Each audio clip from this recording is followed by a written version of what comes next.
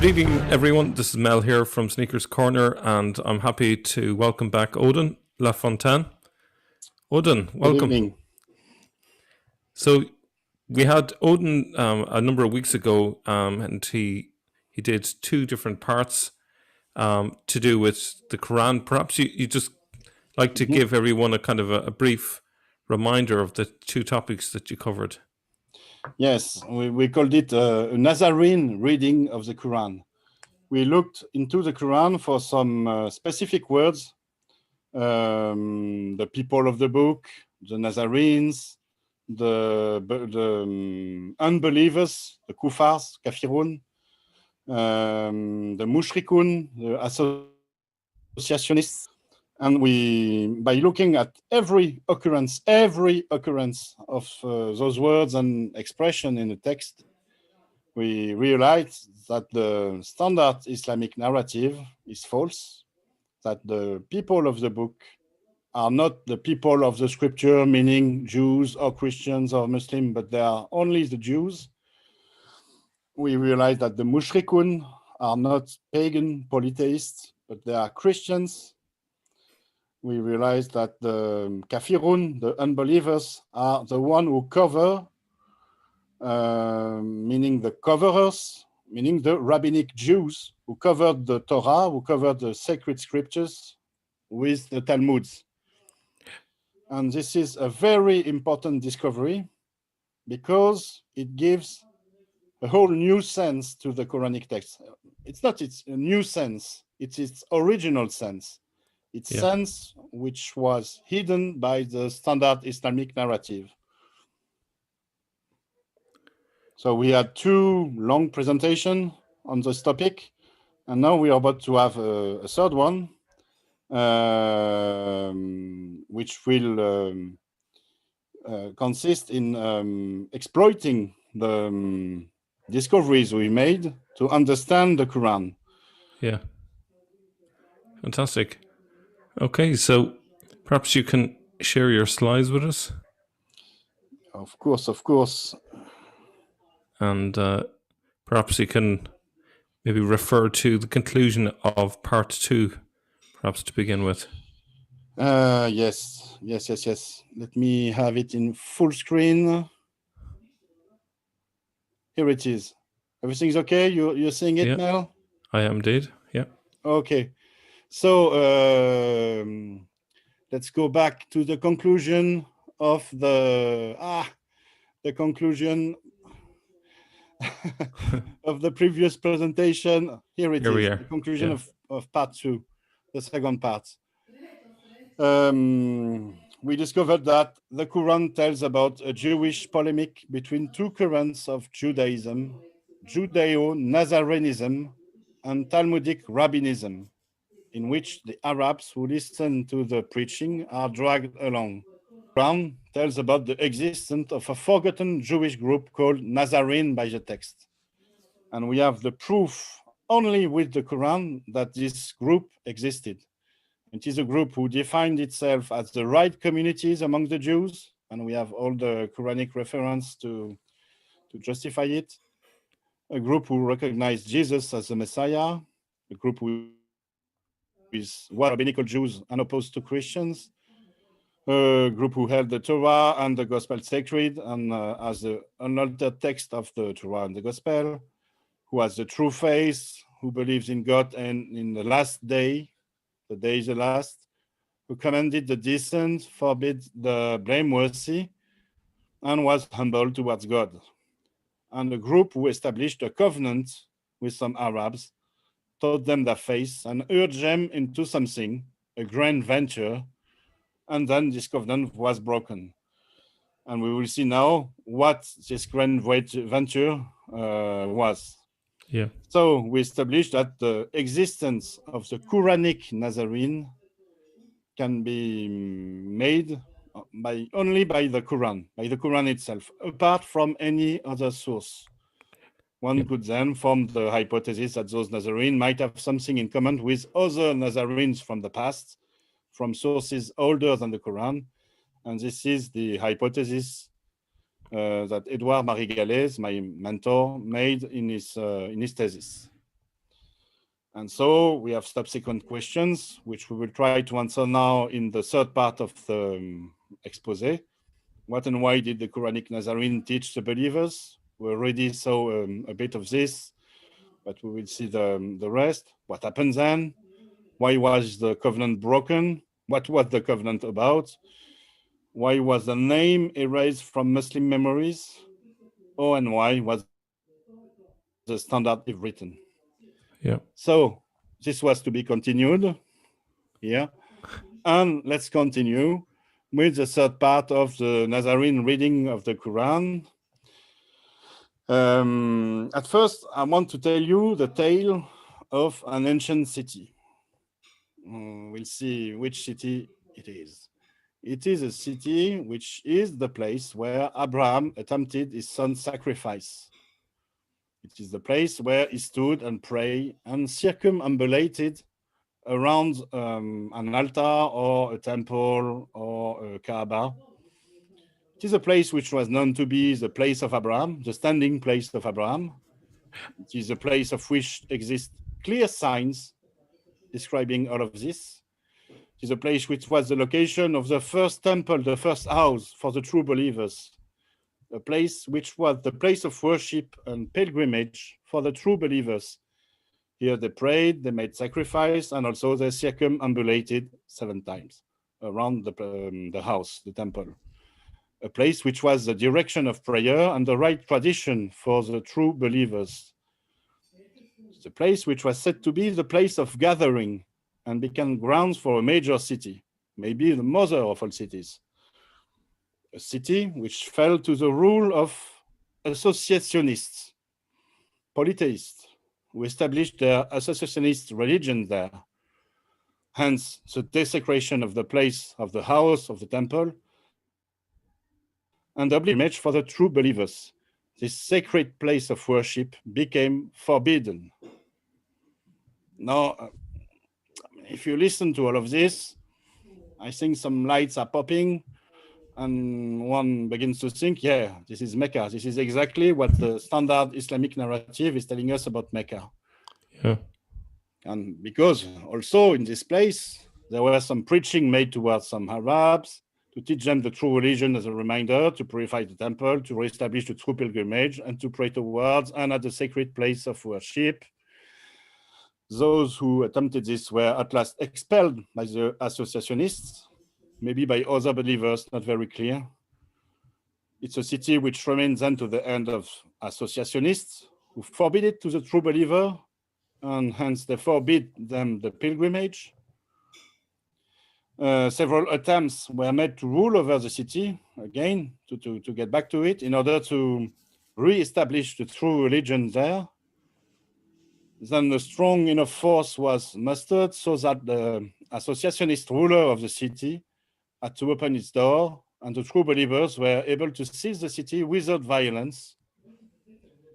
And it is a city which temple was at last purified from any associationist influence and restored to the true religion. The true believers were able to come back and settle there. Sacrifices and pilgrimage were re-established.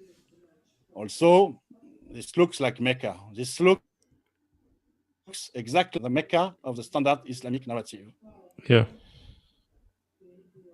One might think so. But when you look at all of those assertions, every one of them points to Jerusalem. Absolutely. Yeah. Every one of them is absolutely good with Jerusalem, a place where Abraham attended his son sacrifice, and so on. And we will see that in the Quranic text, we can find evidence, even in plain sight, evidence for the fact that this ancient city is Jerusalem. And we will do so with the same method as we did during the previous presentation. We will look into the text, the Quranic text, for some very specific words and expression. We will look at every occurrences of them, And by doing so, we will be able to understand the real meaning of those words. The first are the Beit, temple, house, and the Masjid al-Haram, which are supposed to be the Kaaba, the Kaaba and the sacred mosque for the standard Islamic narrative. Second is the Maqam Ibrahim, the standing place of Abraham, which is supposed to be. We look at the Hajj and the Umrah, the pilgrimage to Mecca and the small pilgrimage, the qibla, the direction of prayer to Mecca, according to the standard Islamic narrative.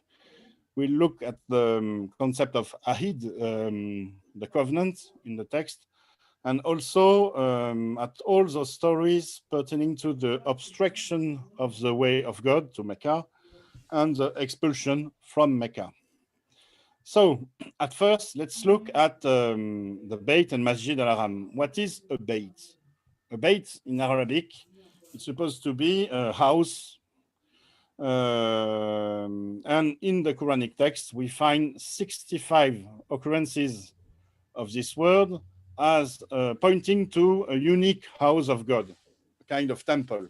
We find, we find 17 occurrences of this word pointing to a unique house of God among the 65 occurrences in total in the Quranic text of the Beit word. It's a Semitic word. At first, we find it in Hebrew or Aramaic, which means also the house, a house, and which is used to designate temples for divinities, and temples for the one God, and so the temple of Jerusalem. When we see Beit, the word Beit without anything in an Aramaic or Hebrew text, 95% of the time points to the temple of Jerusalem. It can also mean the house of something. Yes? Yeah, just in terms of the antiquity of the word Beit here, the letter B, from which alphabet comes from, is one and the same word, and the original shape was the outline of a plan of a house with an opening, and gradually that got turned over time and became the B that you have in Arabic. So that's the origin. There's a lot of history behind that in significant the word. Very ancient Mesopotamian alphabets, I guess. Yeah, I think it started with the Phoenicians and then gradually just spread out among all the Semitic languages. But I think the significant thing was that in ancient Iraq they had a cuneiform method which carried this syllable sounds, which was a very complicated system because you had to know about 300 different characters. Whereas with the alphabet comes along and you could construct words from individual sounds, and it allowed a greater versatility, and it was a lot more efficient. But anyway, that's just a little bit of the background. Obviously, it's an important word, Beit. It's a very, very important word and a very ancient one, as you just pointed it. We look also at the masjid. What is a masjid? There are 28 occurrences of the masjid word in the Quranic text, including 13 as masjid al-haram. Masjid comes from the Arabic verb sajada, or the Aramaic sajid. It's kind of the same, which means to prostrate, to bow down. And so a masjid is a place where one prostrates or bows down. It is any place of prostration, of adoration, then, because you bow down before a divinity, before the one God, for example. It's a place of worship. And in a derived sense, it now designates a mosque. But during the 7th centuries, during the beginning, for example, of the 7th century, when Islam did not exist, there was no mosque. There was no Islamic mosque. There were only places of adoration, places of worship.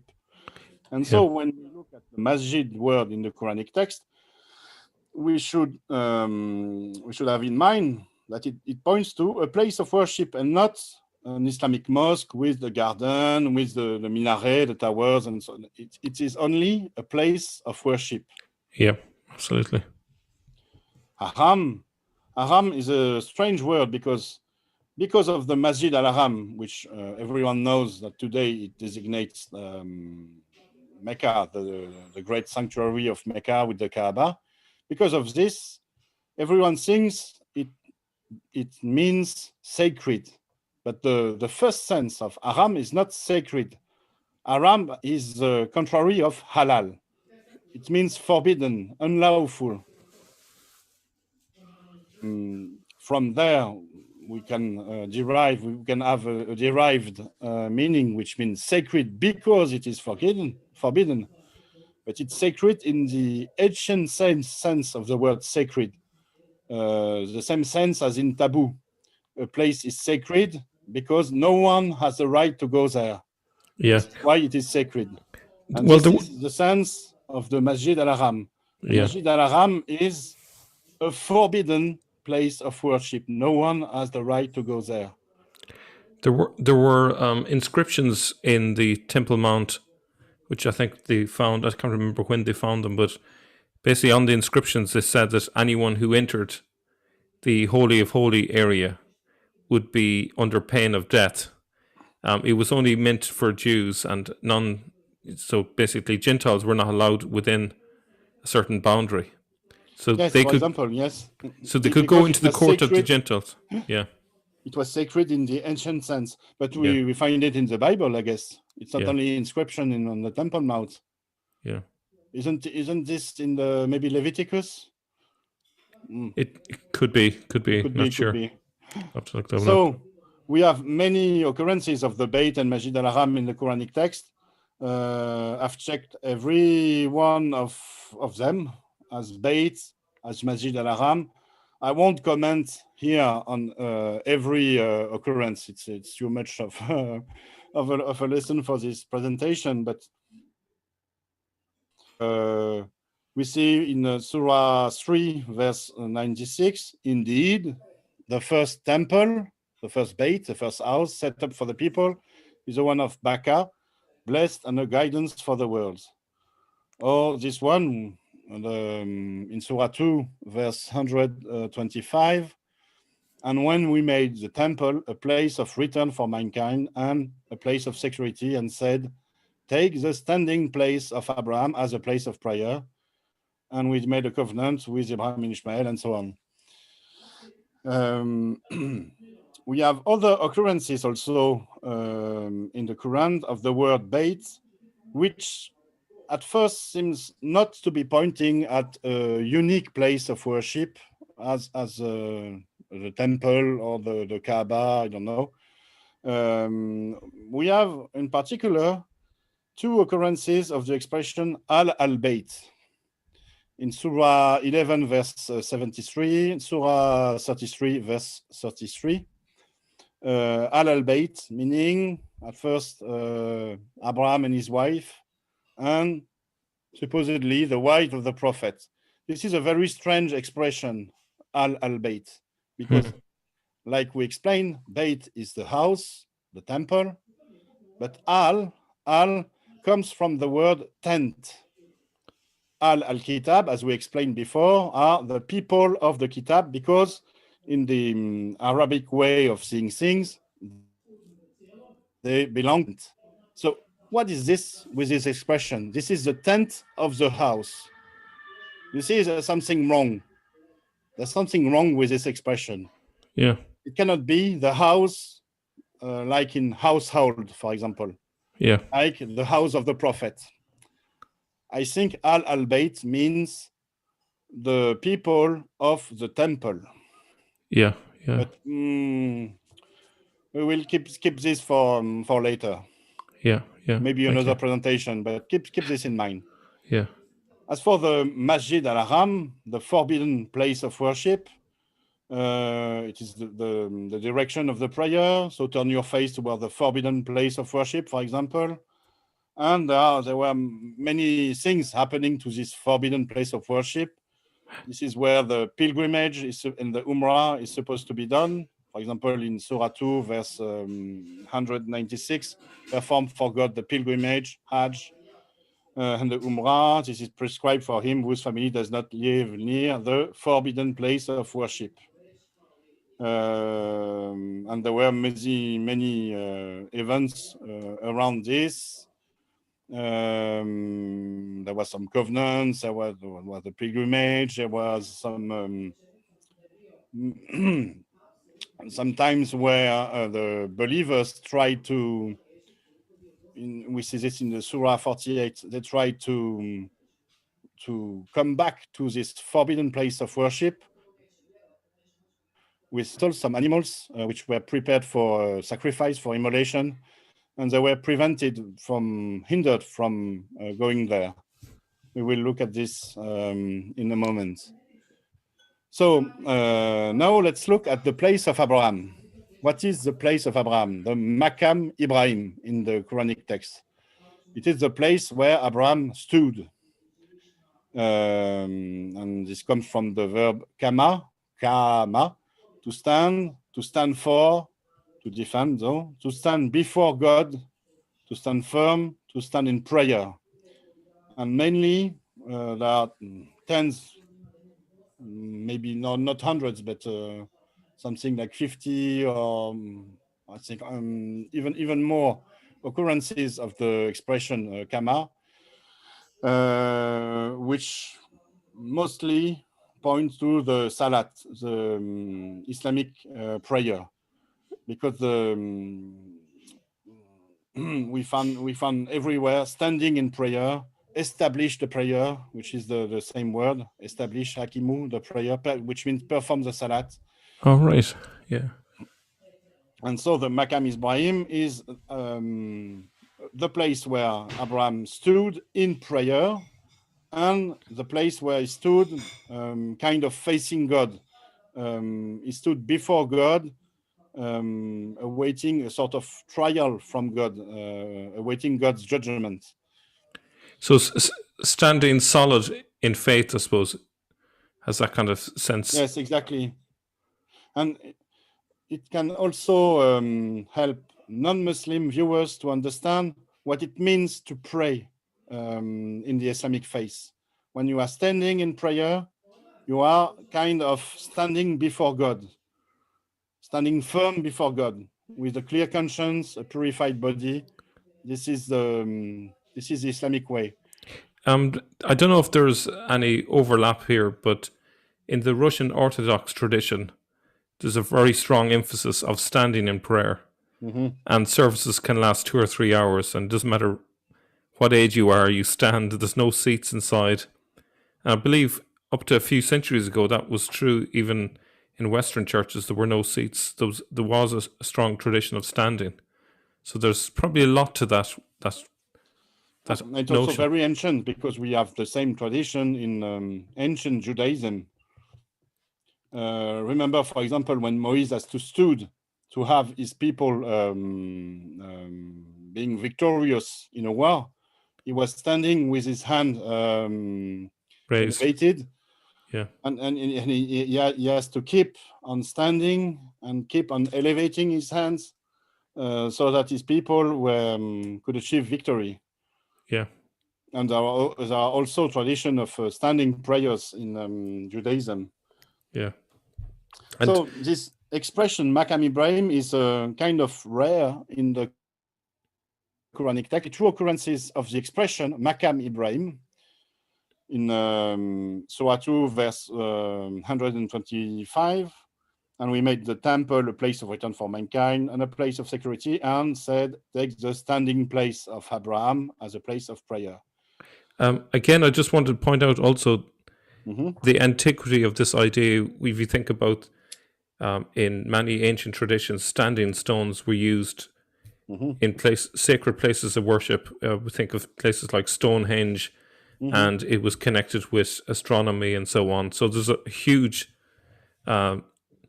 symbolism behind that. There's a huge tradition that it goes beyond even just Judaism. It goes back thousands of years. It's in our human nature. Yeah. Something, yes. There are also another occurrence of Makam Ibrahim, the second one, which is in Surah 3, verse 96, 97. Surely the first temple let down for the people was indeed that at Becca, as a blessed house and a guidance for the world. In it are clear signs. And what are those clear signs? The standing place of Abraham. Some other occurrences of the QWM root, Kaf, Waw, Mim, could point also to the place of Abraham. I've done the research in the text, but mainly we have two occurrences, those two occurrences. And in Surah 5, verse 97 and Surah 22, we can find some connection between the place of the sacred temple, the place of the temple, and the standing place. God instituted the Kaaba, the sacred temple, as a place of gathering, and gathering is a word based on the QWM root. It's a standing, in fact. It's not really a gathering, as in we are gathering people. People stand there. There's a little bit of an overlap between that word and ecclesia in Greek, the gathering, which is the word they used for church in the early days. Yes, exactly. Ecclesia, and also in Aramaic, the word for ecclesia is an assembly. It's not an institution. It's not an organization. It's an assembly. Yeah. And in the Surah 22 also, we see a link between a place where one stands and the temple.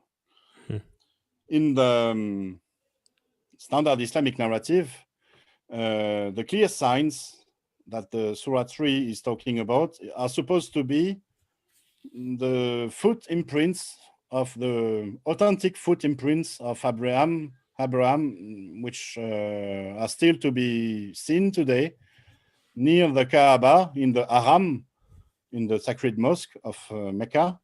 There is a kind of construction, a steeple, or something like this. And in it, there is this relic of the authentic footprints of Abraham, which means he was standing there. And this is why it is this standing place. And this is why the Quran states that there are clear signs of Abraham's standing place. So it's kind of an odd relic because one could ask how someone might have left those footprints. Was Abraham a kind of dinosaur or something? It's very, very odd. Yeah. It's very odd. They're taking a very literalist approach to the word as well. Yes, it's a very literalist approach. It's kind of a concordism logic. We have to find something that fits the understanding we have of the Quranic text. Yeah. And luckily, we found something. Yeah. Which means the Quranic text is authentic and divine. But we will see that it is not the case. We will see at first that according to the Quran, the Bayt, the Masjid al-Haram, and the Maqam Ibrahim are all in the same place. They are not one and the same. They point at different realities: the temple, the place of adoration and worship, and the historic place where Abraham stood. And we see also that the expression in the Surah 3, verse 97, clear signs, can also be understood as clear verses. Ayatun bayinatun, clear signs. It is exactly the same words as clear verses. And in the Quran, there are many other occurrences of the same expression, ayatun bayinatun, in Surah 24, 26, 27, 28, which then designates clear verses. Yeah. And so we could understand Surah 3, verse 97, as being not about clear signs of the standing place, but clear verses of the standing place. And what verses could they be? Could they be? So presumably these are verses from the Old Testament. verses from the Kitab, verses from the previous scriptures, because we do not find in the Quran those verses. And of course, we find the verses in the Torah, in the Kitab, as the Quran names it. In Genesis chapter 2, we see the story of Abraham sacrificing, attempting to sacrifice his second son, his only true son. And here we have clear verses of the standing place, because God in this verse tells Abraham to go to the land of Moriah and on one of its mountains, and to perform the sacrifice there. And at verse 9, in Genesis chapter, there is a bit of a discrepancy on my presentation. It's Genesis chapter 22, verse 2, and then verse 9. Oh, okay, yeah. And verse 9, when they arrived at the place God had designated, Abraham built the altar for the sacrifice, and he went the wood, he bound his son Isaac, and placed him on the altar atop the wood. This is the place of Abraham according to the Bible, according to the Jewish tradition. And this is the one and only place that mankind has always known for Abraham, for the standing place of Abraham, before Islam. Yeah. Before Islam, there was only one standing place of Abraham. It was the site of Jerusalem, the Temple Mount, the Mount Moriah. Yeah. And no one knew about Mecca being the standing place of Abraham. So there's a kind of bizarrerie in the Quranic text, and it is all the more odd in the Quranic text. Also find mentions of the Jerusalem temple. About we find mention in. I don't remember the references. We find mention of Solomon, Suleiman, and Zachary as being, and also Mary as being in the temple. But it's not the same word which is used there. It's not the word bait, but it means that in the Quranic text, the preacher that were preaching, they knew that the temple of Jerusalem was legit. It was built on a right tradition. So here there is a sort of contradiction in the standard Islamic narrative, because on one hand, it tells us that the real place of Abraham was in Mecca, but it also tells us about the real place of Abraham being in Jerusalem, because it is there that the temple was built, and this temple is mentioned in the Quran. The temple was built, the first temple was built by King Solomon. We found this in the second book of Chronicles, chapter 3, verse 1, first verse. Then Solomon began to build the temple, with the word Beit, of Yahweh in Jerusalem on Mount Moriah, where had appeared to his father, well, Yahweh, but it's not in the text. Appeared to be, this was the place that David had prepared on the threshing floor of Ornan the Jebusite.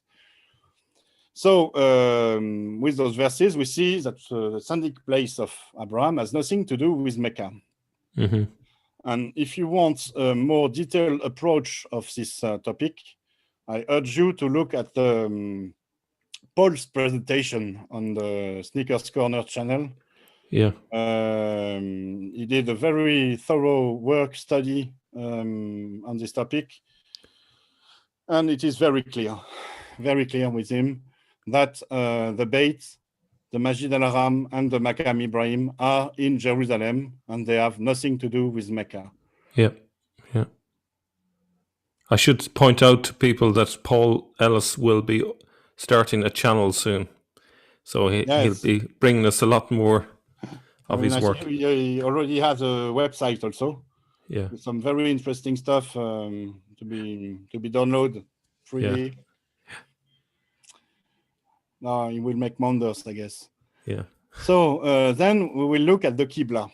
What is the qibla? And what is this word? It's based on the kaf, ba, lam, qbl root, which means before. What is before? So the qibla is what is before. It's not at the first sense, the direction of prayer. It is what is before, meaning the tradition. So in a derived sense, the tradition concerning the prayer.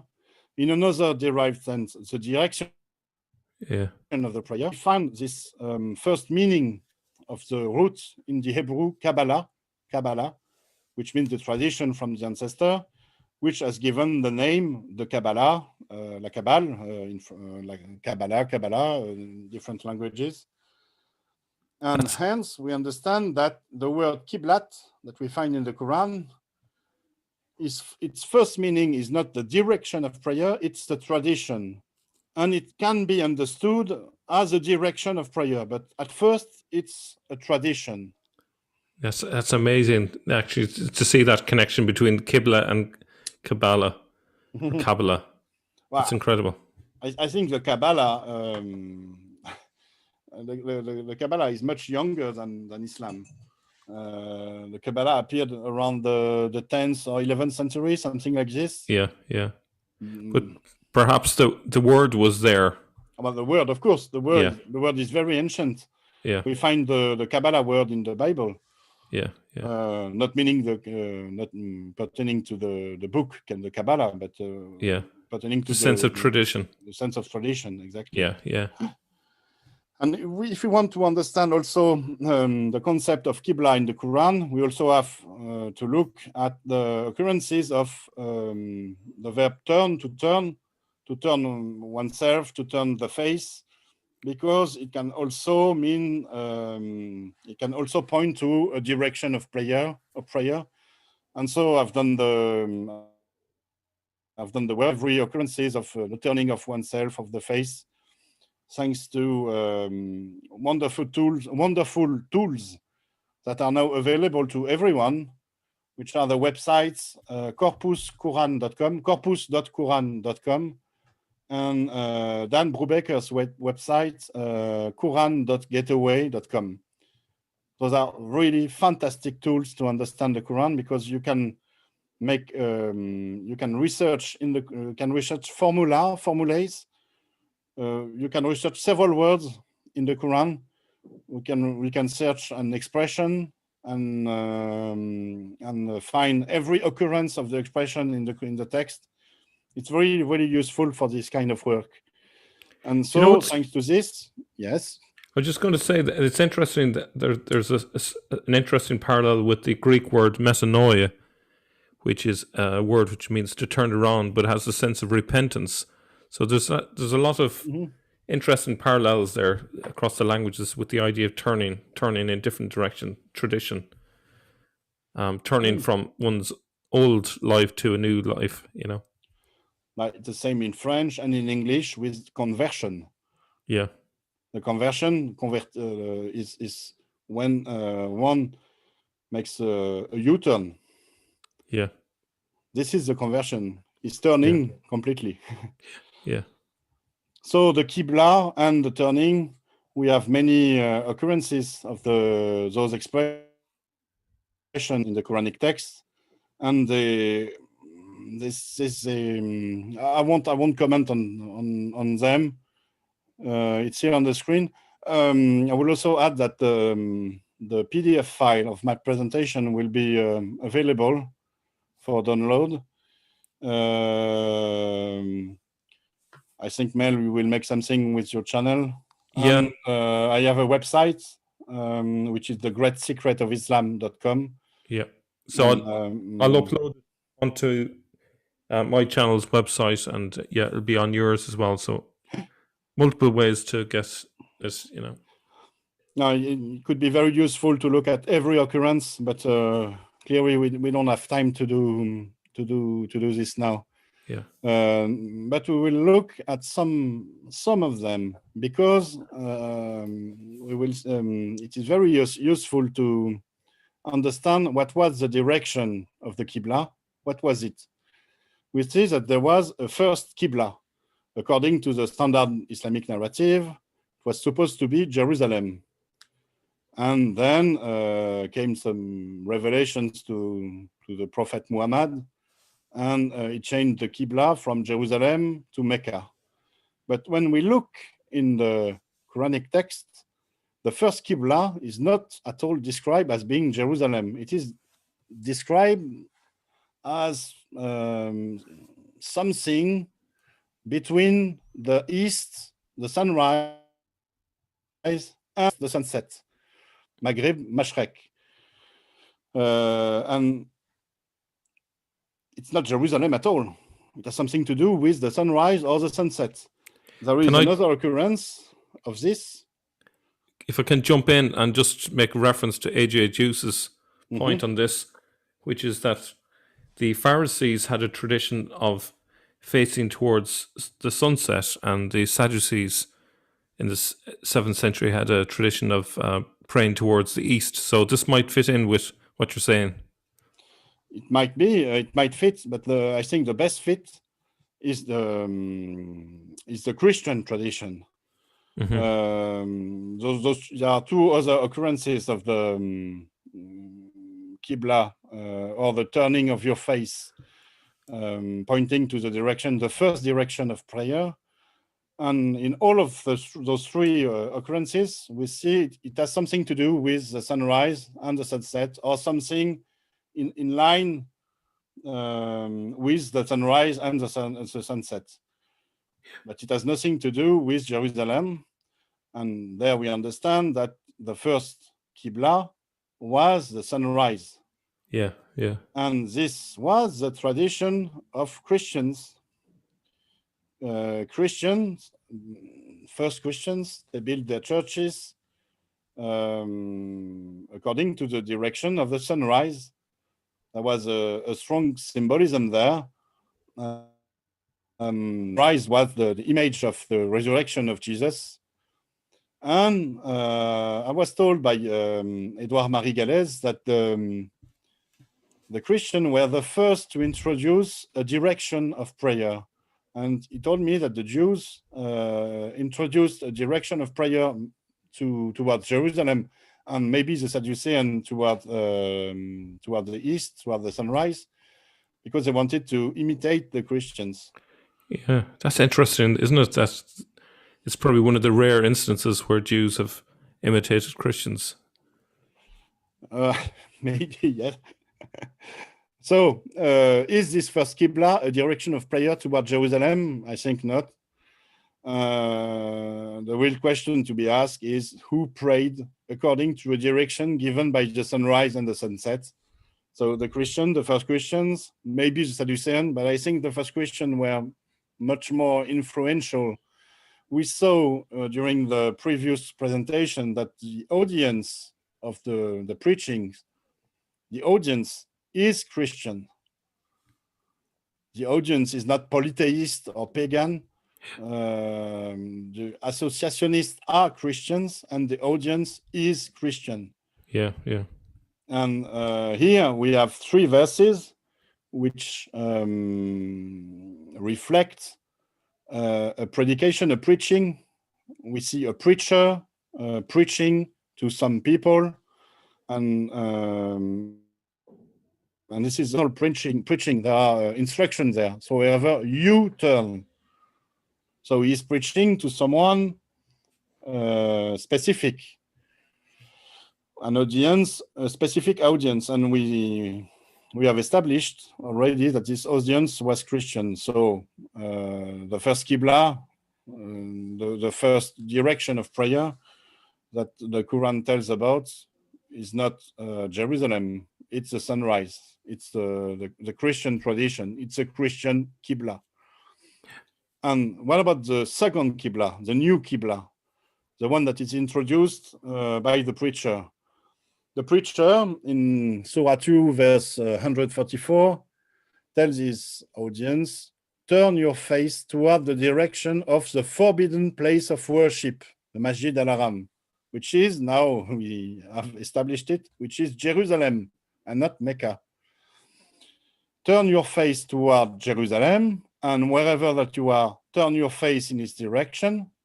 And here we might have a problem. In the Quranic text, there are many verses condemning the Jews, condemning the unbelievers as being coverers, as being rabbinic Jews who covered the sacred scriptures. So how could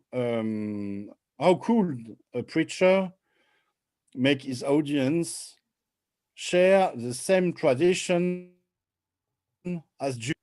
And this is what we see here in his verse. He is trying to explain his audience that even if the people now turn toward Jerusalem, they won't be doing it because of Jewish reasons. They won't be Jews. Either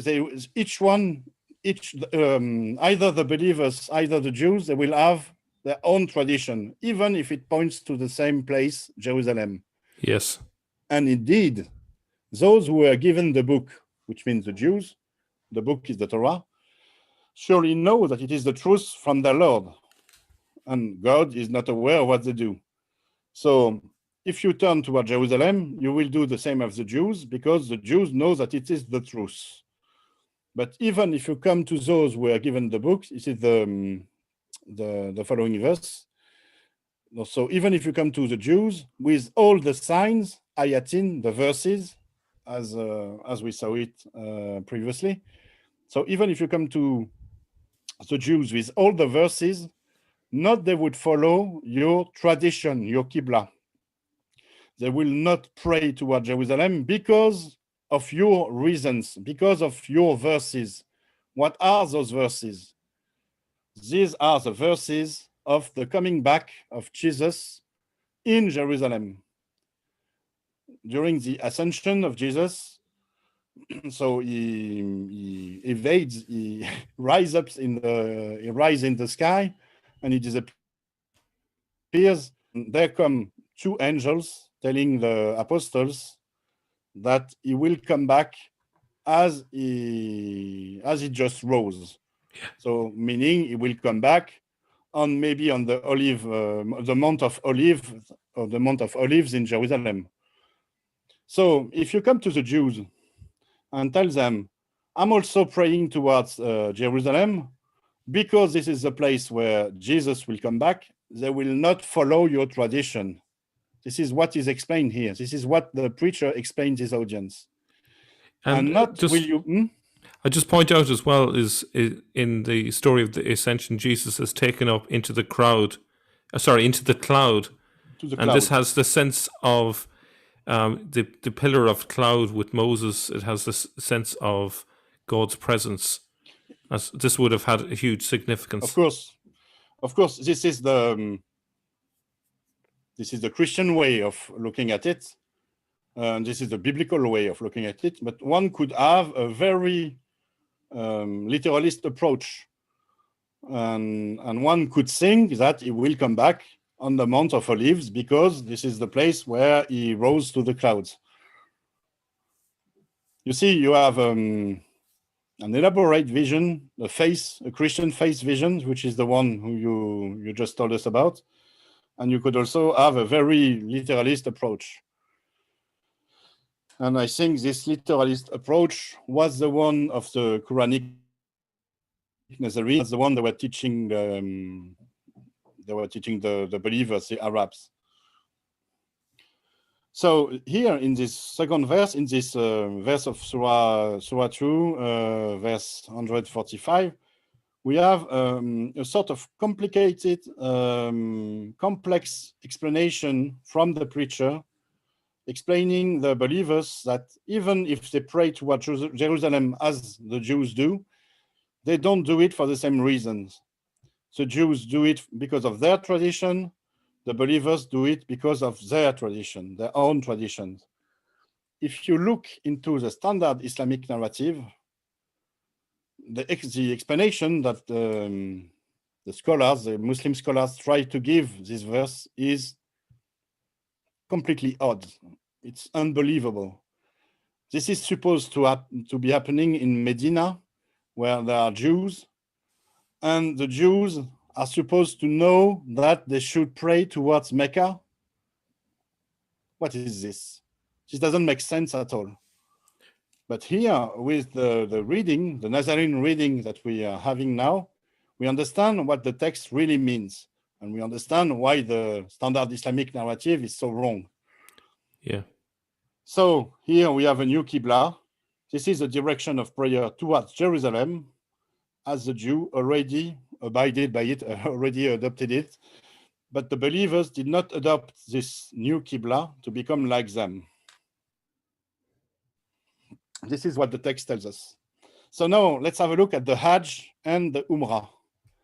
So Hajj, Jim, is, according to the standard Islamic narrative, the great pilgrimage to Mecca during the sacred months.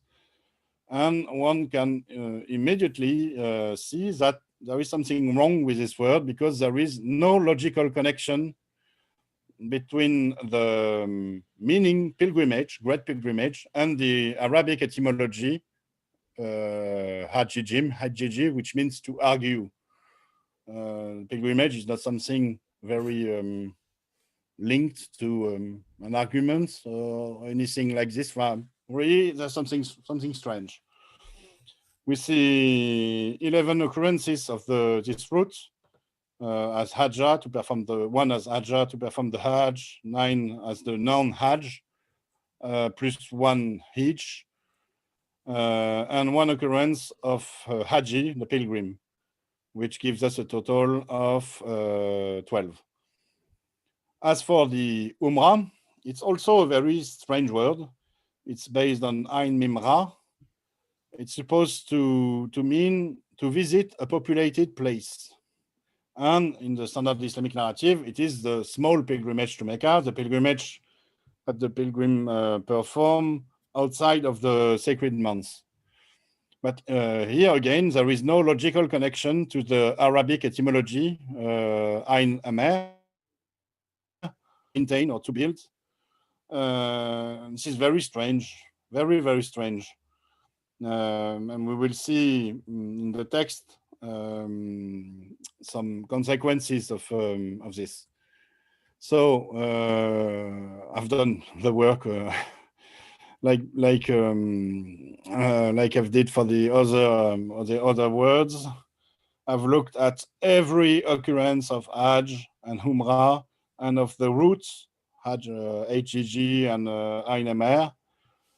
And I've also looked at all the occurrences of the circumambulation, which is the rite which is performed during the pilgrimage, going around the temple, going around the house. So nowadays at Mecca, but as we saw it,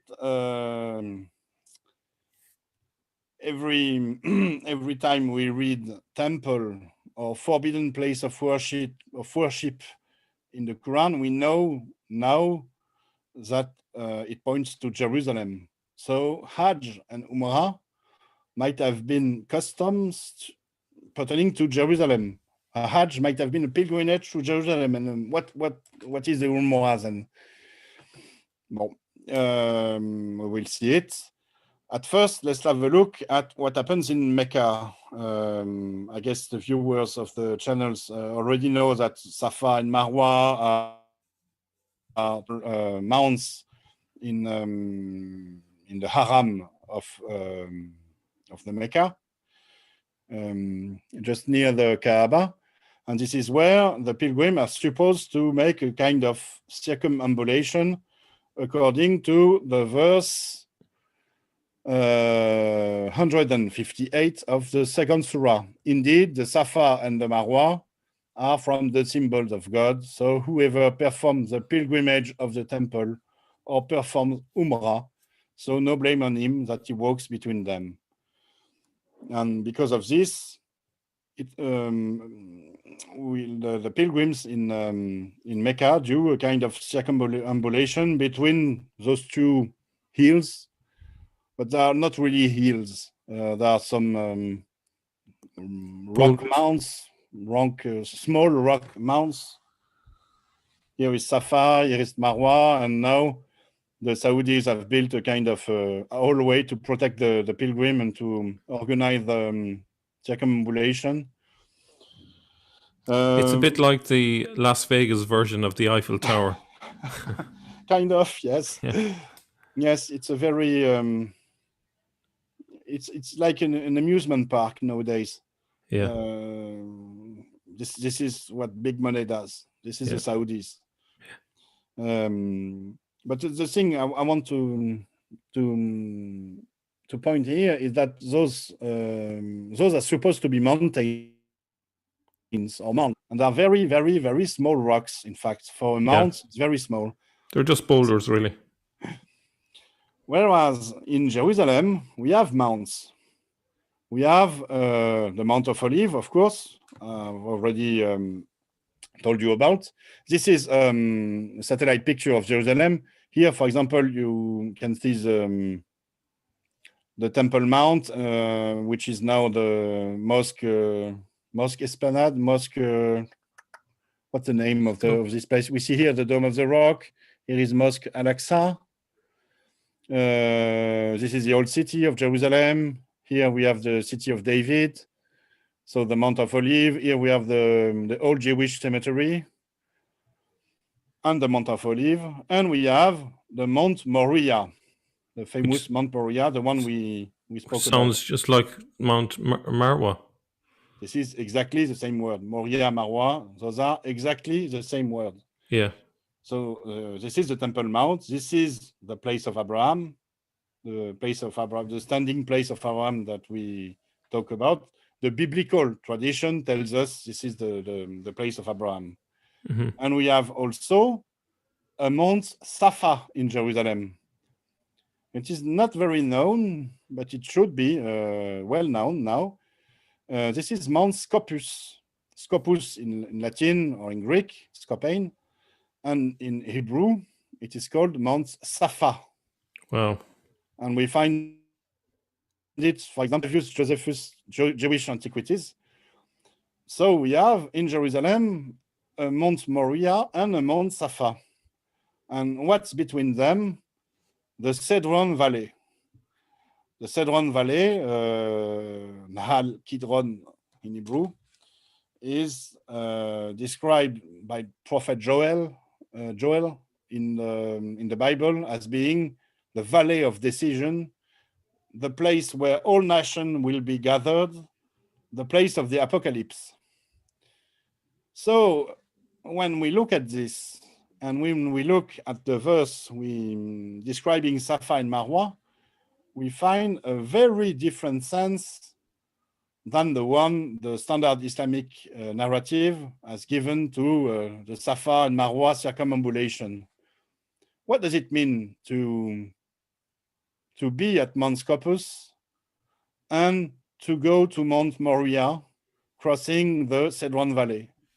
It means that the last days are coming. It means the apocalypse is about to begin. This is a very apocalyptical.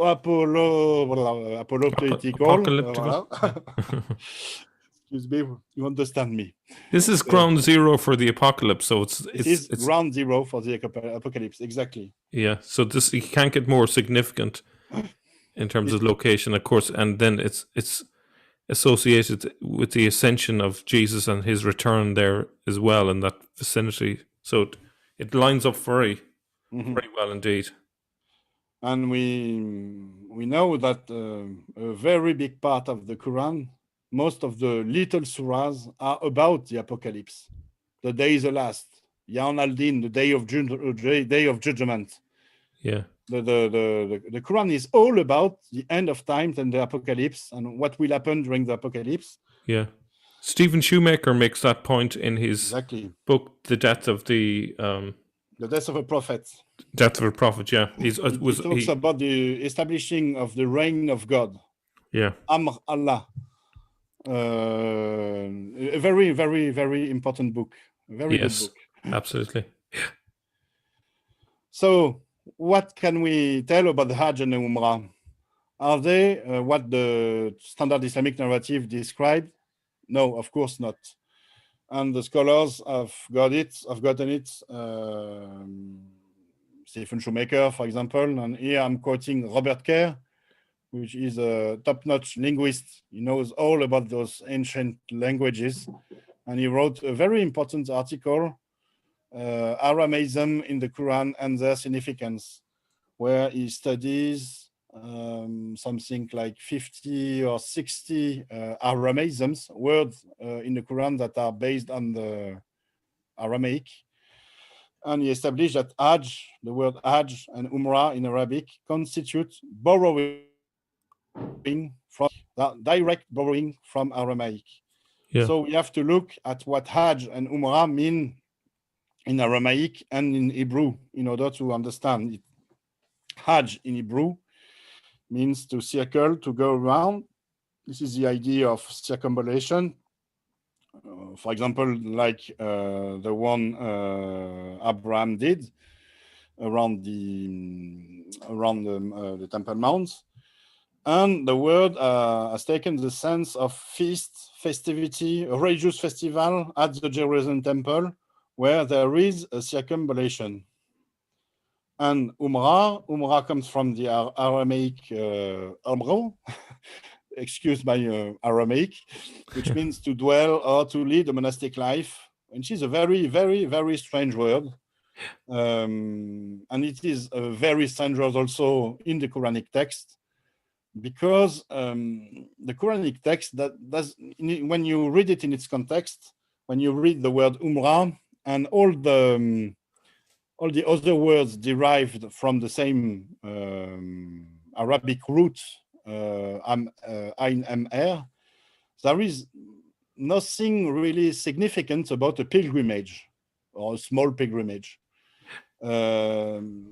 Everything points to an activity in the temple or around the temple. And I think it means a kind of devotion to the temple, a kind of service to the temple, even a consecration. One becomes a sort of soldier monk in the way of God. He adopts God's rule. He fights in the way of God. He consecrates himself to God and to something pertaining to the temple. Could this perhaps be a reference maybe to the Levite Jews whose role were to offer sacrifice in the temple, something that was denied to them for centuries, and this would be the Levites? Key thing. You mean the Kohanim? The priest who performed the sacrifice at the temple. Yeah. Maybe. Yeah. Yes, they were the Kohanim, the Kohen family among the Kohen. Oh yes, Koran. Among Yes, the Levites. Yes. Yeah, Koran. That might be. It's an interesting idea. Yeah. I will discuss this with Robert Kerr. He's the friend, and I think it's might be interesting in digging into it. Because I think the Pharisees' side of things, they were mostly located at this time in Iraq, but I think the Sadducees' side of things and the Levites were more focused on that priestly duty, the offering of sacrifices. So that would have been a big thing for them. So perhaps between the two groups, they each had a different emphasis. Maybe the Pharisees were all about, the return to the temple, not necessarily the sacrifices, but maybe the other group were more into the sacrifice element of it. I'm not an expert on Sadducees, but I always thought that they were almost all massacred by the Romans. That's what I thought. In the first and second centuries, and there were maybe some few survivors, but they fled. Yeah. There is an hypothesis about them establishing in Crimea. Crimea, is it? You see, like in the Black Sea. Crimea. And there is this thing with the what's the name? I've forgotten it. It's in my book, The Great Secret of Islam. Would it be you don't mean the Black Sea, you mean the other place, that's the tip of my tongue. It's by the sea of next to Iran. Hyrcania, no? It used to be in Ukraine. There was a big turmoil about the Russian taking it back. No, it's Crimea then. Yeah, it'd be Crimea. Crimea, yes. Yeah. There was an Israeli scholar, I guess, who wrote a book about the Sadducees establishing themselves in Crimea and becoming the leaders of the Khazar Empire. I don't know whether, Mel, you heard about this. No, this is the first time I've heard this. And the Khazar Empire is very strange. It's a huge empire in Central Europe, in Russia, Ukraine, Poland, and it became a Jewish empire. Right, God, very strange. It's a strange story about the leaders of this empire converting themselves to Judaism. Yeah, it's very strange. Yeah, and I don't remember the name of the author. I have the book here. But I would say that A.J. Juice points out that the Sadducees had survived, and they followed a leader who was referred to as the Nasi, whereas the Pharisees followed the Exilarch in Iraq, in around Mahosa and I've forgotten the other name of the place, Nahardia. Those two and places. Thereafter Babylon. Yeah. Yes. Okay. Let's get back to Hajj and Umrah. So Hajj is a very Jewish word, a very common word. And for example, there are several Hajj in Jewish culture. There is the Hajj of Shavuot, the Christian Pentecost. It's it was the feast of the first fruits, the first harvest. And it has became in the biblical tradition the feast of the giving of the law, the giving of the Torah. And during this feast, the Jews used to circumambulate around the Temple Mount, around the temple. And by doing so, they thought that they imitated Abraham, who during the first feast of the first fruits, that's a tongue twister there. The first fruits did the same. So it was before the giving of the Torah, of course. But we see this in the book of Jubilees. Abraham was during this feast going around the altar 7 times. And this is we find this tradition of going around the house, going around the temple, going around the Kaaba 7 times. We find it in the biblical tradition, in the Jewish tradition, and nowadays in the Islamic tradition. Yeah, and I think this is probably worth pointing out that it's mistakenly considered to be an ancient pagan tradition, but actually we can see that it's a Jewish tradition that's been taken up. Exactly, the Jewish tradition. Yeah. So once that we know that the Hajj and the Umrah had to be performed in Jerusalem, there comes the question, how can one perform the Hajj with a Christian rule over Jerusalem, or another rule, a non-Nazarene rule? And this is the question, and this is what the Quran is about. The Quran is about a great project to take back Jerusalem, to perform the Hajj there, so the first Hajj, to go back to Jerusalem, and to trigger the apocalypse by doing so. And this is explained in many topics, one being the covenant between God, Abraham, and Ishmael. the Quranic text tells us about a covenant not between Abraham and Ishmael, but between God, Abraham, and Ishmael. A covenant which was made to teach the way of and the religion of the Nazarene to the Arabs. So we saw this in the previous presentation, that the Arabs were taught about the Torah, the qibla, the food laws, the prayer rites, and so. And we will see now that the main goal of this covenant is to rebuild the temple in Jerusalem and to trigger the apocalypse. And this is what we can gather from all those occurrences of those words that we looked into. In Surah 2, verse 125, God made a covenant, Hajj, with Abraham and Ishmael. Both of you purify my temple. So my temple Beit, we know that it's in Jerusalem now. Yeah. For the one who go around it, and the one who are devoted to it, and the ones who bow, and the ones who prostrate themselves. Here there is something to be said. Can I just point out something? Actually, in Jewish tradition, the expectation was that when the Messiah returns, the temple would be purified. So this would fit in. This is Ezekiel. Yeah. This is the prophet Ezekiel who told this. Yeah. And for the Christian, the temple is Jesus himself, and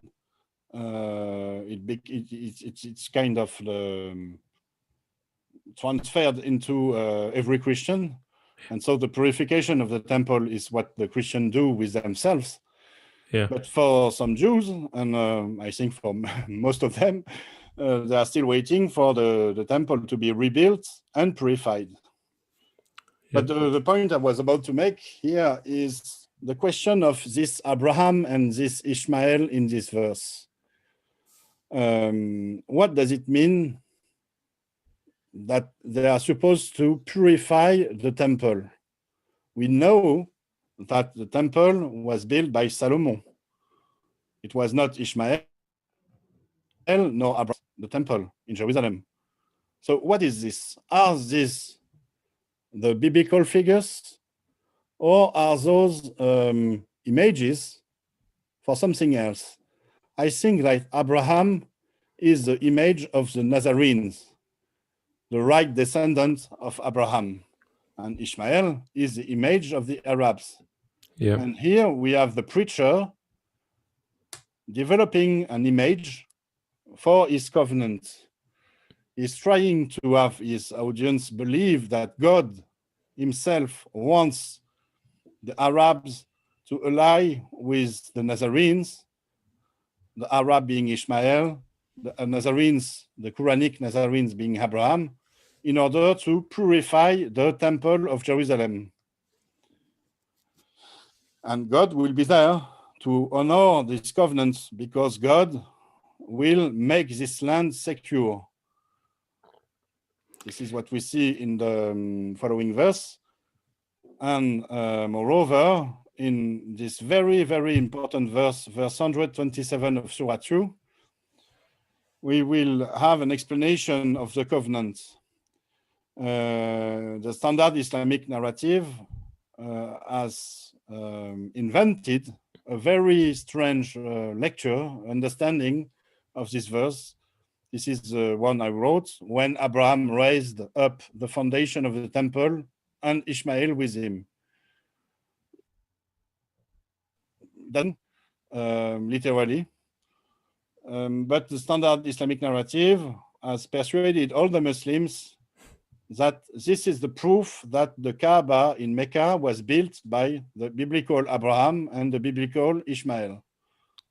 But when we really look into the text, we see there is something very, very strange, because the verb raised up is not conjuged. Its conjugation is not in the past tense.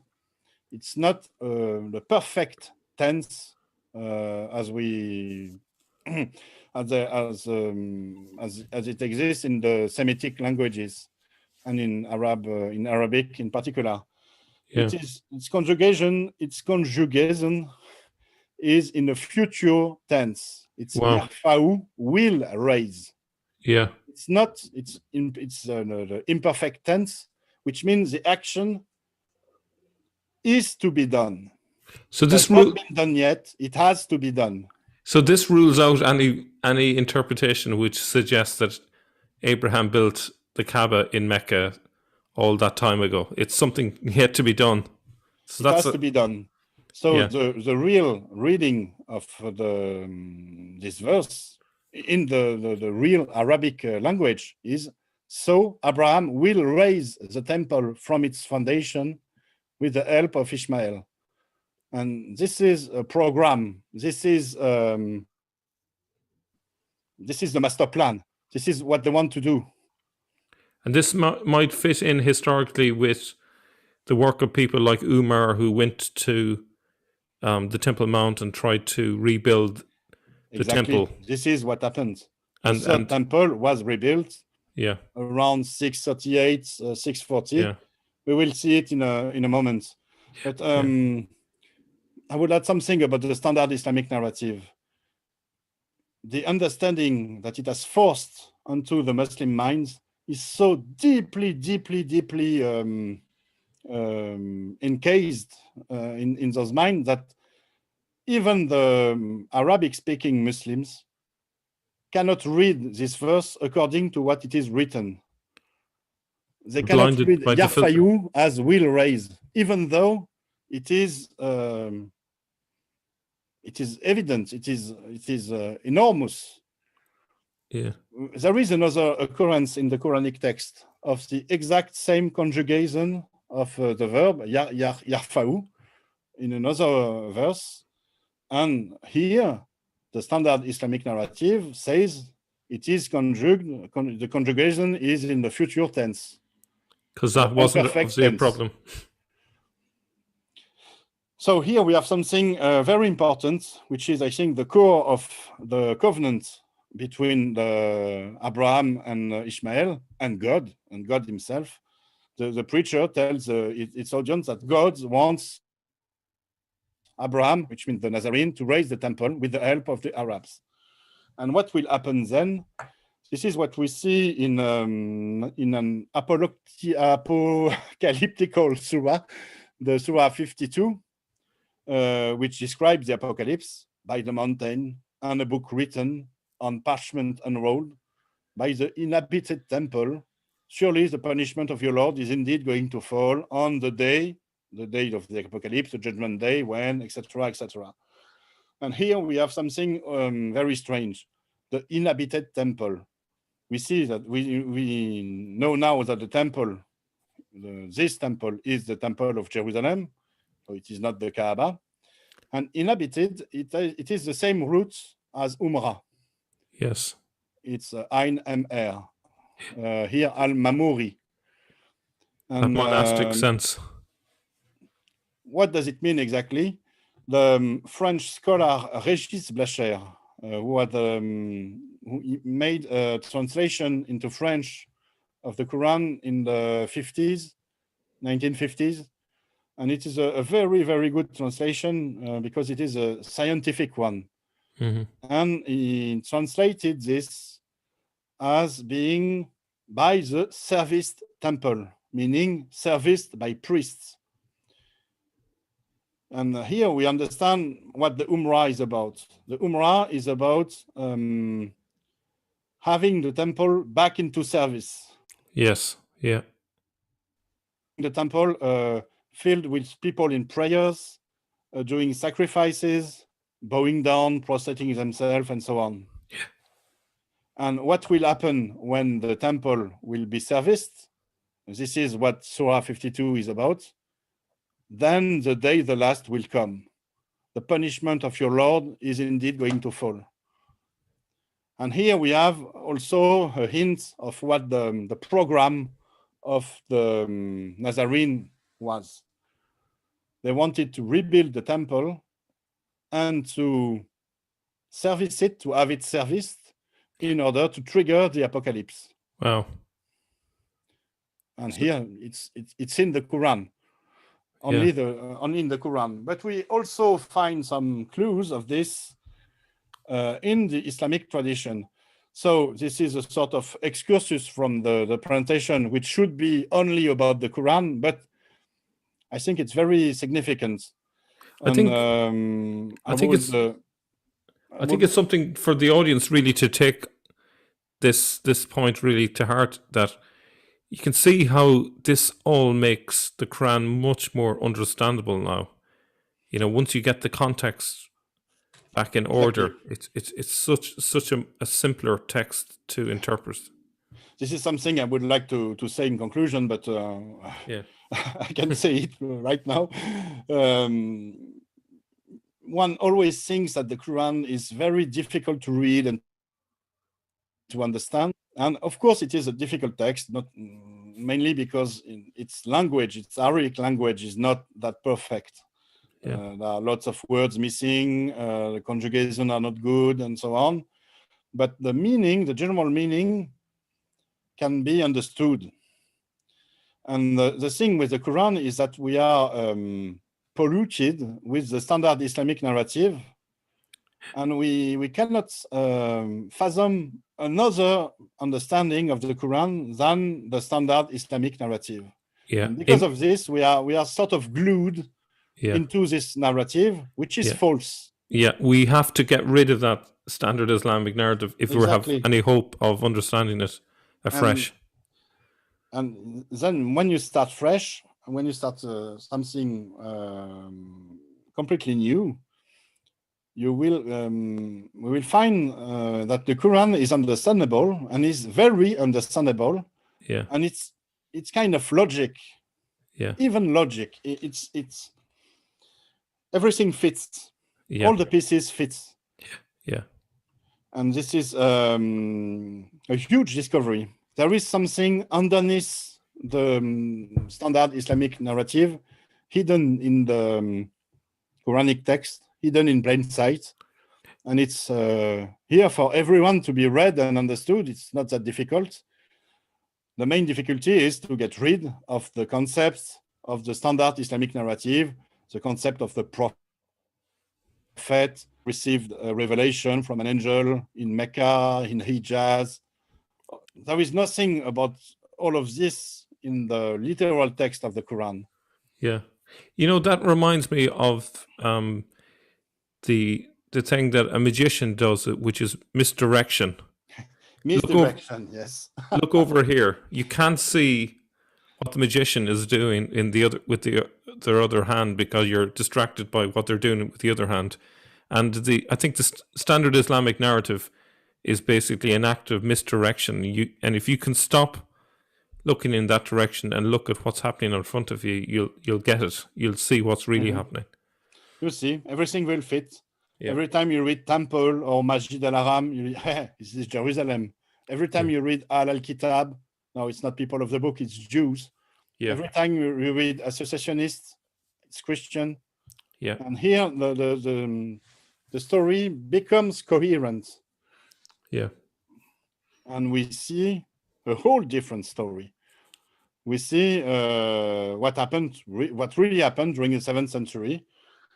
We see that the Arabs and the Nazarene thought that the apocalypse was about to happen in Jerusalem.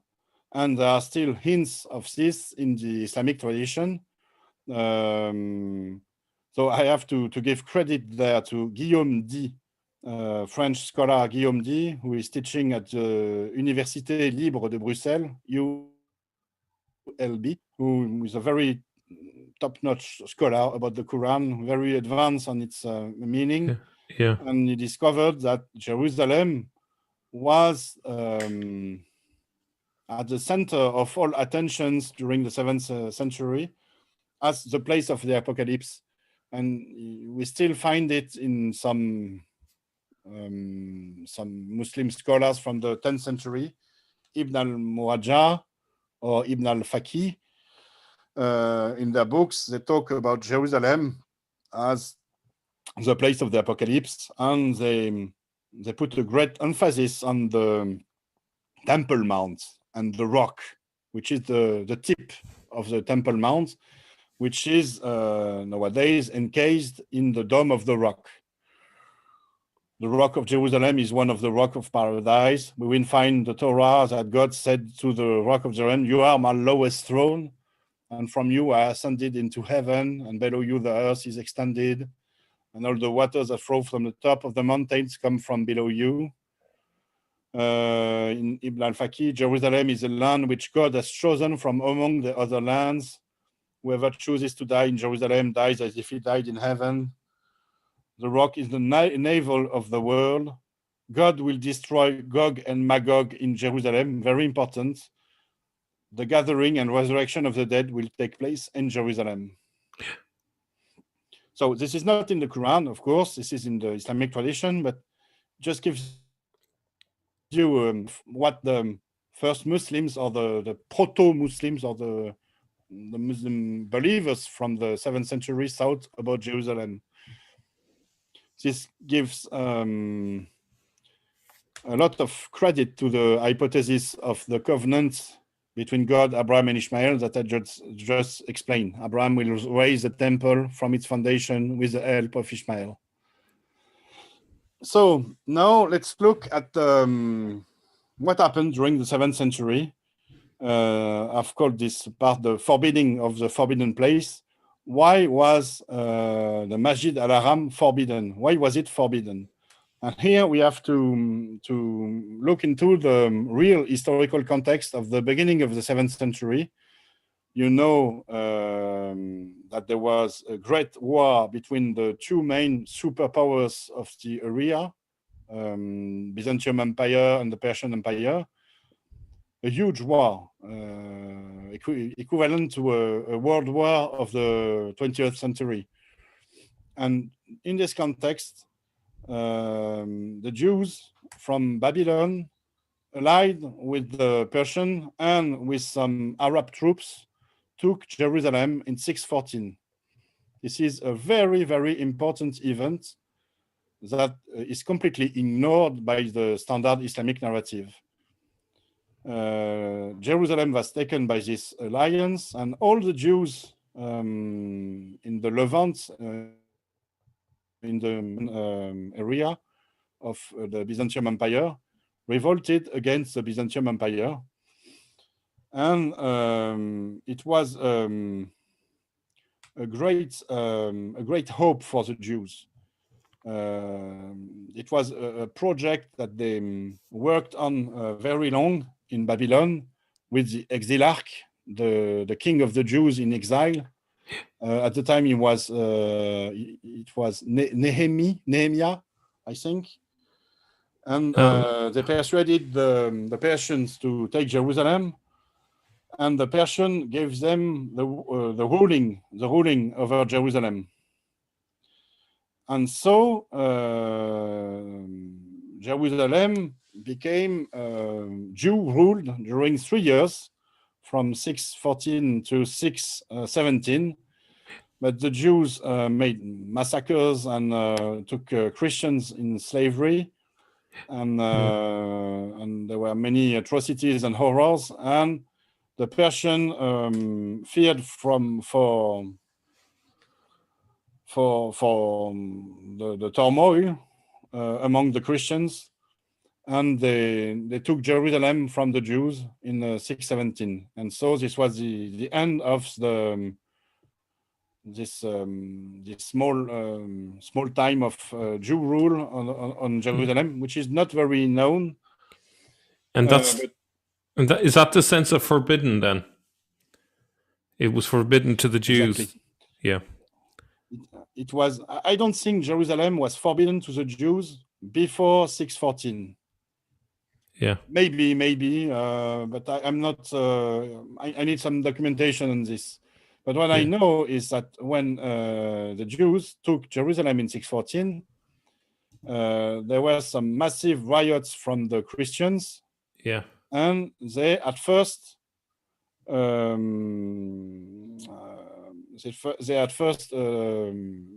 managed to expel the Jews and the Persians and the Arabs from Jerusalem.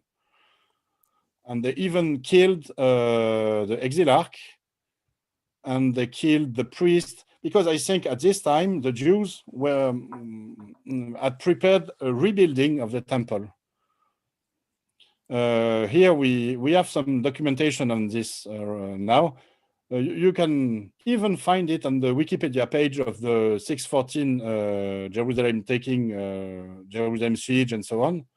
If you look at the footnotes, there are lots and lots and lots of documentation and material to be read, explaining the Christian riots, the Jewish repression, and the fail of the tentative, the try to rebuild the temple. I think the Pharisees, the Jews from Babylon, had the project to rebuild the temple and to have it serviced again. But it failed. Christians killing the exilarch, killing also the priests that were supposed to perform the sacrifice and so on, and the project failed. And in 617, the Persian took Jerusalem back from and assumed a Persian rule over Jerusalem. So it was the end of this very short rabbinic rule over Jerusalem. We know that there were some Arab soldiers in this alliance. We know this from documentation. And now we can look into the Quranic text and try to make sense of it. Because the Quranic text, as we will see, talks about some events that strangely resemble what I just told you. Yeah. In the Surah 8, verse 34, we see that the rabbinic Jew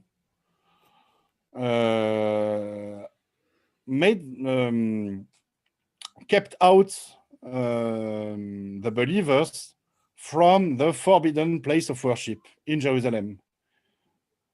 I know those are rabbinic Jews because the KFR root is Kufar. Kufar, Yeah. is used here. Yeah. In the verse, the prayer of the Kufar at the house is nothing but whistling and clapping of hands. So there was an opposition between rabbinic Jews and believers in Jerusalem. When could have this occurred? Not in 638, when the Arabs took Jerusalem, because there was no rabbinical Jew at the moment. Because if we another point of historical context is that the Byzantium Empire, Emperor Heraclius took Jerusalem back in the 670s, something around 677, I think. And then there was again a Christian rule over Jerusalem, and all the Jews were expelled, and which is understandable due to the atrocities they were responsible of. And the city was forbidden to Jews when the Christian took over at the end of the 620s. So we know that the Jews, which the verse 35 of Surah 8 talks about, are not Jews from 638. They are Jews from before, so maybe 614. Yeah, 614 sounds right to me. So if we look now into Surah 2, verse 217, they ask you about the sacred mounts, about fighting during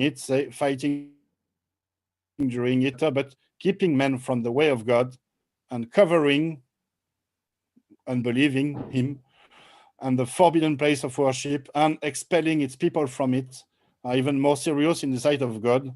Persecution, fitna, the opposition, opposition between the same parties, fratricidal opposition, is more serious than killing. And here in Surah 48, verse 25, there are those who covered, they are the rabbinical Jews, and they kept you from the forbidden place of worship, the Masjid Al-Aqsa. No, not Al-Aqsa, Al-Haram. I made a mistake here. It's a Masjid Al-Haram. And also the offering, which was prevented from reaching its lawful place, if not for certain believing men and believing women whom did not know, or you would have trampled them or guilt-smitten, we would indeed have punished those among them who covered with a painful punishment. Here we have a story, interesting story. The believers and I think the Nazarenes, the Quranic Nazarenes with them, tried to get to the Temple Mount, to the forbidden place of worship, so the place of the old temple, the old Jewish temple, with cattle, with beasts ready for the sacrifice, the offering. Yeah. They were prevented from reaching its lawful place, prevented by those who covered. And so here we see that the rabbinical Jew expelled or blocked the way to the Temple Mount and expelled the believers and the Nazarenes from Jerusalem. This is what is also told, what it is also told in Surah 22, verse 25, 26, as to those who have covered, so the rabbinical Jews, and would keep back from the way of God and from the sacred mosque, so Masjid al-Haram, which we have made to all men, and any whose purpose are in profane wrongdoing, we will cause to taste the most grievous penalty. And whereas we gave to Abraham the site of the house, so here we see that the site of the house is supposed to be given to Abraham, meaning the Nazarenes, and not to the rabbinical Jews. And the rabbinical Jews keep back the believers and the Nazarene from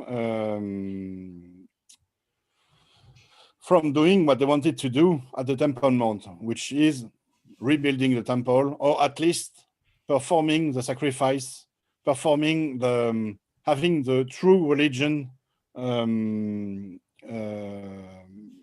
back in its lawful, back at the temple, back at the Temple Mount. So I don't see any other occasion than the 614 taking of Jerusalem to explain those verses. And I think those verses tells us a story which we didn't know, the story of the Nazarenes and the believer being part of the alliance with the Jews, the Persians, and some other Arabs for the taking of Jerusalem. They tried to achieve their own goals within the alliance. They knew that the Jews wanted to rebuild the temple, but they wanted to be faster than them and to get to the Temple Mount before the rabbinical Jews, but they were kept out and they were expelled.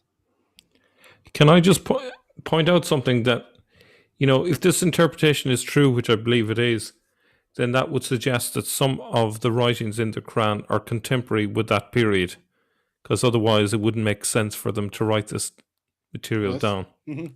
I think so. Contemporary, or they could have been composed or written 1 or 2 or 5 years later.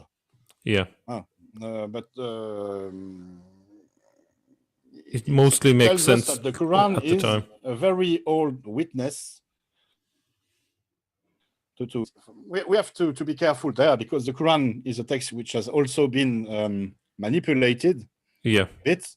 But we can get from the context, from the sense of what we are reading, that I think we are right. Mm-hmm. But it is an hypothesis. It is not as strong as the understanding that we now have of the forbidden place of worship and the temple being, and the standing place of Abraham being all in Jerusalem. I think for example, those items are very, very well established now. Here, with the forbidding of the forbidden place, it's an hypothesis. There are some other verses in the Quran, but I could not having them all fit in the presentation. But what we know now is that the way of God has become hindered by the kuffars, by the unbelievers, by those who covers, namely the rabbinical Jews. Yeah, they're ruining the party. They're spoiling the plans of the Nazarenes. Exactly. Yeah, they're ruining the party, and an event very important has occurred: the expulsion. Yeah, the expulsion of the believers from Jerusalem. And this topoi of the expulsion is very, very, very important. We see that standard Islamic narrative has invented the expulsion of Muhammad from Mecca due to unbelievers. Ah, yes. It is a very strong parallel with the rabbinical Jews and the Nazarenes there. Exactly. Makes sense. But is this the Hijra? I haven't time enough here. There is not enough time now to speak about the Hijra. Maybe for another time, because I think it's the Hijra is part of this story, this 614 expulsion of the Arabs from Jerusalem, but it's also bigger than that. And also we could see it by reading the Quran. Yeah. So this was about the forbidding of the forbidden place and what took place thereafter. I've got a small conclusion here. Jews hindered the Arab and the Nazarene from accessing Temple Mount and performing something there. The something we know it's about performing the sacrifices and maybe rebuilding the temple. But this happened thereafter. The grand venture happened. The Hajj and the Umrah were performed. Finally, eventually, the Arabs, the believers, and the Nazarene took Jerusalem at the end of the 630s. We don't know the exact date, something between 636, 638. But they took Jerusalem. There was an agreement with the Christian ruler of Jerusalem at the time, which was Bishop Sophron in Jerusalem, and he opened the doors without violence. And the believers, we have some sources telling the story. The believers the Arabs were guided by people who were described as Jews by some witnesses, and they went to the Temple Mount and they rebuilt the temple. We know it happened. So we can guess it from the Quranic text, but it is not really explicit in it. But we have very, very strong clues or hints in the Quranic text. At first, we see that some of the preaching from the preachers that we found in the Quranic text are about proclaiming the Hajj, completing the Hajj and the visitation. So going to Jerusalem. We have to go to Jerusalem. We have to make the Hajj. And since the Hajj was forbidden, it is not a common thing. It is they have to make the first Hajj, the new Hajj. So when we see Hajj in the Quranic text, it's all about conquering Jerusalem. It's a kind of a fight in the way of God. because the doors are closed. Jerusalem is under the Byzantium rule, and it will not be easy. But they achieved it anyway. And they made a covenant with the Christian ruling over Jerusalem. In this, we see it in the Quranic text, in Surah 9, verse 7. How can there be for the Christians a covenant with God and with his apostle, except those with whom you made a covenant near the sacred mosque, so in Jerusalem? So long as they are upright to you, then you'll be upright to them. So at a time, there was a covenant, there was a treaty made between the believers, at least the believers who composed the names of the Surah 9, and the Christian. And when we look at what happened during the 7th century, I don't think it could have happened before 614, during before the city fell to Jewish rule. It could have happened. It could have. Oh, excuse me. It could only have happened when the city was taken around 638, and the covenant, the treaty that we see here, must be the treaty that was made with Bishop Sophronius, which opened the door to the city and to the Temple Mount. Yeah. So we don't have explicit mention of the rebuilding of the temple in the Quran, but here in Surah 9 also, verse 107, there is something strange about a mosque, a masjid that has been built. So it's not the Masjid al-Haram, but it's a masjid that caused division among the believers. And one could assume, it's an hypothesis, that it was the building that was built on the Temple Mount when the Arabs took the city, and that something happened that spread division among the believers, and that they opposed one another. Some were partisans of this new mosque, some were opposed at what happened in it.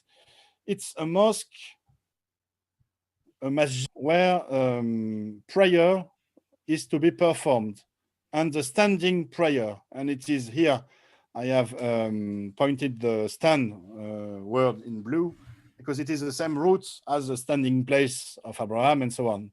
So maybe it's in Jerusalem, maybe it's the building that has been built on the Temple Mount. And maybe here we have an account of the opposition and the beginning of the fitna between the different Arab factions, the different Arab parties. My hypothesis is that the temple was rebuilt. They were waiting for the apocalypse, and the apocalypse did not come. Something went wrong. Jesus did not come back, and the Arabs, the believers, started to fight among themselves, and the alliance, the covenant between the believers and the Nazarene was shattered. Yeah. And here we have a verse that we already saw in the previous presentation. It's the verse 14 of Surah 5, which tells us about the covenant that existed between the Nazarenes and the believers, and that the covenant is no more. We made a covenant. So here it's God who is supposed to be speaking. And but we see that the covenant was a tripartite covenant. It was God plus Abraham, Ishmael. So God has something to he has a say in the covenant. And here, but the covenant is no more because the Nazarene neglected a portion of what they were reminded of. So they were not the good guides they were supposed to be for the Arabs. So here, I think it's almost almost done for the Nazarene reading of the Quran, at least for those presentations. There are lots of other stuff to be studied and said, of course. But here, for what I wanted to present you, I think this is it. Let's jump to conclusion. The Quranic text tells the story of an alliance between some Nazarenes, Judeo-Nazarenes, and some Arabs, the believer, al-Muminun. One understands then that the Quran is not about Islam or its revelation. This is very important to understand. One understands then that the Quran is not about Islam or its revelation. It is not even an Islamic text. The Quran is a pre-Islamic text that the standard Islamic narrative has forced into an Islamic understanding. This is why we have two stories. There is the standard Islamic narrative, and underneath there are the from them. It's lots the of questions to be asked and answered. What happened exactly at the Temple Mount? What can we make out all the other material? Here we mostly look at the Quranic text, but we also took into account a bit of the Islamic tradition, some real historical context and so on. But there is now a lot of new sources, new evidence, new artifacts, coins, buildings that are found, and lots to be learned thanks to this new material. And with this, we could engage in an historical critical approach, which is to compare the result of the studies in one field with another field. For example, the Quranic text with the coins, the Quranic text with the buildings, the Quranic text with the Coptic material, the Quranic text with the Jewish traditions, and so on. Yeah, and it seems to me that today, really, you've revealed a large part of the northern historical story, the NHS, as I've referred to it before. So this is what happened originally, and then the standard Islamic narrative was placed on top of it, and that's been the... I think so, because you see, I can spoil the subject. There is no spoiler warning here. I've done the research, I've done the study. Here we are talking about the Quranic text, but in my book, The Great Secret of Islam, I've done a synthesis of many studies, and studies on the Quranic text, but also studies on all this other material. And it all converges toward this story that we are telling now, the story of this alliance between Nazarenes and the believers. It converges, really, and it's really impressive to see that all the material converge in this direction. But this is only the beginning of Islam. This is not Islam yet. And the story has many developments thereafter, because here we are in the year 640, but Islam is yet to be done. Islam is yet to be invented. The standard Islamic narrative is not written yet. We have to wait centuries. What happened during the centuries? Why was the memory of the Nazarene erased? What happened? And here we have some theories, some hypotheses, and some very strong facts, very strong ideas which are backed with evidence to explain how Islam was formed, how Islam was invented by the Arab rulers, the first Arab leaders, then the caliphs, starting with Abdul Malik. I've done a lot of presentation on these topics in French. I've got a lot of material on it. I've worked a lot with coins. The coins are very, very interesting. They show us, for example, how the Arab rulers, I think the first Arab rulers were not caliphs. This is why I don't want to say caliphs. Yeah, I'd agree with you. The first caliph was Abdul Malik, and the people before him were not caliphs.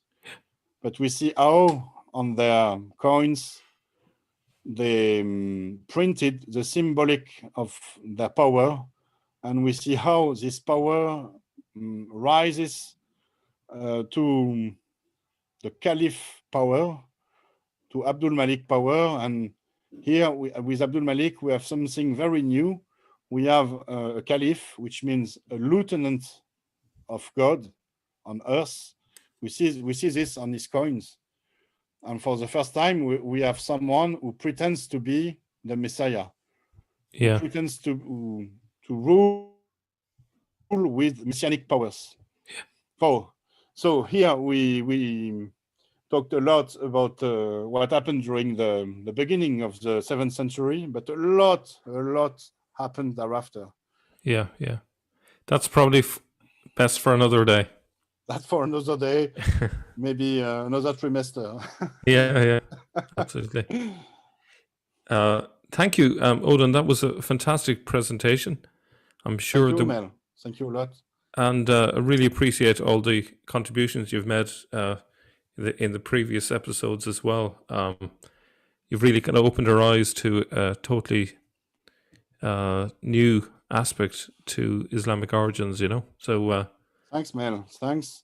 And I would just want to add that my the English translation of my book, the Great Secret of Islam, is almost done.